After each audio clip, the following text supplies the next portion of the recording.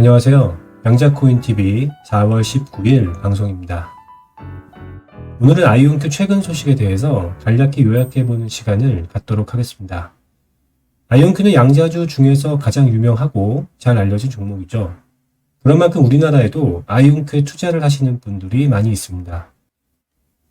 장기 투자를 하려면 주가가 안정성을 가지면서도 수익률이 클 것으로 예상되는 종목을 선별해야 하는데 그런 측면에서 아이온큐만한 종목이 없죠. 특히 아이온큐는 이온트랩 기술 방식에서 퀀티넘과 함께 세계 최고 수준의 회사이기 때문에 이 기술 방식이 IBM이나 구글의 초전도 게이트 방식과의 경쟁에서 우위를 점하게 된다면 앞으로 다가오게 될 양자 산업에서 상당한 수혜를 입을 가능성이 높고 현재의 시가총액을 고려했을 때는 주가의 수익률도 상당할 수 있다는 생각이 듭니다. 최근 미국 증시가 전반적으로 좋지 않죠? 이러한 현재의 분위기에 너무 휘둘릴 필요가 없다고 보이고요.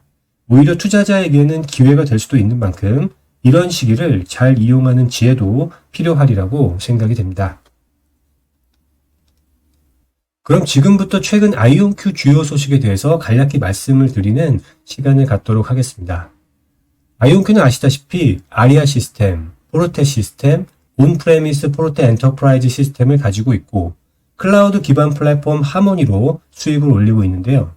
올해 말에는 주로 기업 고객을 타겟으로 개발된 템포 시스템을 출시할 예정에 있기도 합니다. 아이온큐의 작년 매출이 괜찮았죠. 손실 규모는 컸지만 매출은 2023년 대비 2배 가까이 증가했었고요. 이렇게 증가한 이유로는 주로 미국 공군연구소, 제너럴 다이나믹스, 엔비디아, 글로벌 제약회사들 같은 주요 기업들과의 파트너십의 영향이라고 볼 수 있을 것 같고요. 특히 아이온큐의 경우에는 한국의 기업 SK텔레콤과도 파트너십을 맺고 있는 것에서 볼 수 있듯이 양자 기업 중에서는 상당히 폭넓고 다양한 기업들과 협력을 맺어 나가고 있습니다. 작년에 아이온큐의 활동을 간략히 좀 보면요.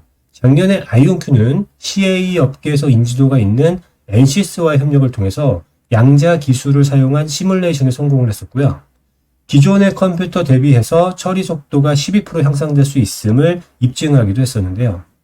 앞으로 처리 속도와 정확도는 점점 더 높아질 것으로 예상이 되기 때문에 양자 기술을 접목한 시뮬레이션이 앞으로 업계에서 적용이 되어질 것으로 보이고요. 특히 자동차 분야나 항공 분야에서는 NCS의 시뮬레이션을 많이 사용하고 있는 만큼 양자 기술의 접목으로 속도와 정확도가 향상이 된다면 자동차 항공 분야에서 연구개발 기간의 단축과 품질 혁신에 큰 기여를 할 수 있는 기술로 상당한 파급 효과가 있을 것으로 기대가 되는 소식이었습니다. 그리고 양자 안전 네트워킹 센싱 분야 IDQ 지분을 확보하기도 했었고요. 또 큐비텍을 인수하면서 양자 네트워킹 분야에서 입지를 강화하기도 했는데요. 이런 노력으로 인해서 현재 양자 컴퓨터와 네트워킹 분야에서 관련 기술에 대한 930개 이상의 특허를 소유하거나 관리 중에 있기도 합니다. 아이온큐는 미국 공군연구소 AFRL, 미국 정보안보응용연구소 ARLIS, 메릴랜드 대학교 등과도 계약과 파트너십을 맺기도 했었는데요. 특히 메릴랜드 주에서는 메릴랜드 대학교 칼리지 파크에 최첨단 양자 캠퍼스를 구축하겠다는 의사를 밝히기도 했었습니다. 가장 최근의 소식들도 보면요. 아이온큐는 계속해서 새로운 파트너십을 만들어 나가고 있는데요.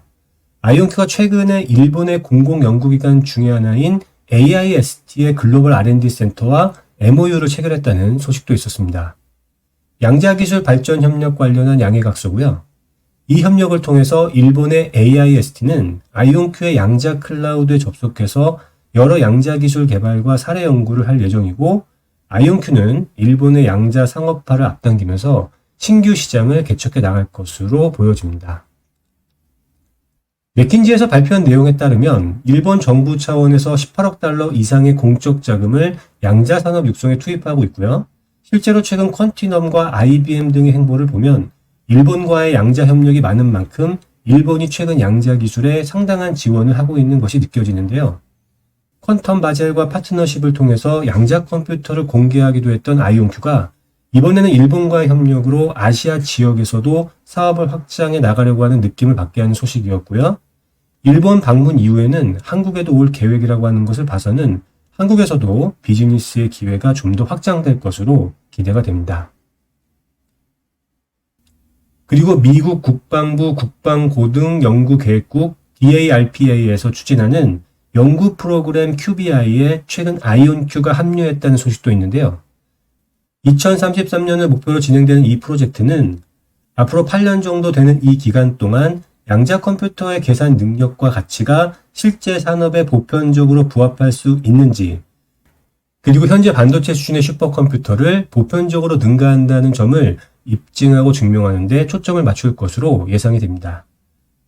이 국방고등연구계획국이라고 하는 곳이 과거에 인터넷이나 GPS 같은 기술이 도입되기 전에 이미 연구를 진행해서 이러한 기술이 인류에 보편적으로 활용되는 데 크게 기여한 기관인 만큼 이번 양자기술의 연구 프로젝트에도 기대하는 바가 매우 크다고 볼 수 있는데요. 양자기술에 있어서 미국을 턱 밑에서 추격하고 있는 중국을 따돌리려는 목적도 있는 것으로 보여집니다. 이러한 주요 프로젝트에 아이온큐가 합류했다는 것은 매우 긍정적으로 평가가 되는 소식이었습니다. 이어서 아이온큐의 재무 상황을 간략히 보면요. 2024년에 에비타 손실이 1억 720만 달러였고 순손실은 3억 3,160만 달러로 크게 확대된 것을 볼 수 있는데요. 반면에 매출이 약 2배 이상 증가했고 약 3억 6,380만 달러의 투자를 유치하기도 했습니다. 매출 대비 손실이 매우 큰 편이고 정상적인 회사라면 재무 상황이 매우 심각한 것으로 평가가 되겠지만 단기 부채를 감안했을 때 당장의 유동성에는 문제가 없어 보이고요.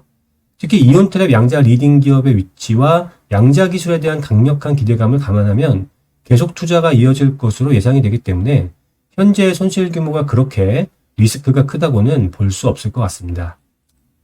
최근 5명의 월가 애널리스트 평균 목표 주가는 44.6달러이고 현재 가격을 고려하면 괜찮은 매수 가격대라고 볼 수 있고요. 5개 증권사의 평균 중개 추천도는 2.2로 매수 의견이 더 강하다고 볼 수 있습니다. 그룹포커스의 1년 GF가 추정치는 73.02달러로 상당한 상승 여력이 있음을 시사하고 있기도 한데요. 특히 GF밸류는 과거 거래 배수와 과거 비즈니스 성장, 그리고 미래 성과 예측에서 파생된 공정 주식 가치에 대한 그룹포커스의 추정을 나타내는 수치고요. 나름 신뢰할 만한 수치로 생각하셔도 될 것 같습니다.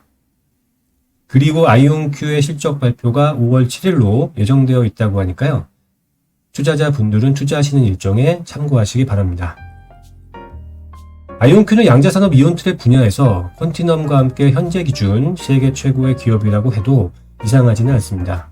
그런 만큼 이러한 불황의 시기에 조금씩 모아 가시면 나중에 좋은 결실을 맺을 수 있는 상당히 좋은 종목이라고 생각이 됩니다. 오늘도 시청해 주셔서 감사드리고요. 다음에 다시 찾아뵙도록 하겠습니다. 감사합니다.